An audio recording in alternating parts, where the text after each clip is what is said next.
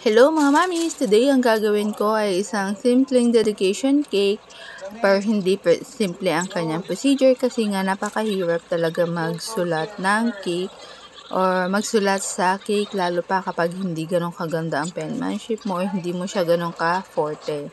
So, kailangan pag-aaralan mo talaga paano mapaganda ang iyong sulat sa cake and kung paano yung technique para mas maging kaaya-aya siya kumbaga. Like ako, hindi talaga ganun kaganda ang penmanship ko sa papel pero kahit paano napag-aralan ko na or naaral ko kung paano maging maayos kahit paano yung sulat ko dito sa cake. So, ayan na nga, ganyan lang.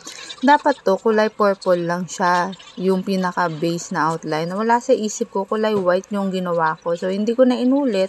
At least, okay lang naman din. Kumbaga, mas mabilis siyang ayusin kung sakali magkamali kapag white yung pinaka-ilalim. Unlike kapag kulay purple yung pinaka-base na toning na sinulat ko, mahirap siyang i-delete or ay i-remedyo. Kapag white, mabilis lang siya. So, ganyan lang siya, purple and then kulay rainbow yung pinaka-final na sulat. Ito na yung cake nung last time na nagkamali ako ng for delivery na tapos si Mike yung naisulat ko. Yan pala si Ali yung my birthday. So, ayan na yung birthday cake. Ngayon pala yung birthday ni Mike. So, ayan yung kulay niya, 'di ba? Sa ilaw kasi hindi mo maaninag maigi. Ayan yung kulay niya talaga. Medyo vibrant na pagkaka-rainbow siya sa totoong buhay.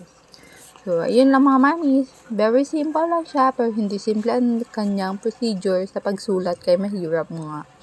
Salamat sa inyong panonood ulit. Paalam! Ciao!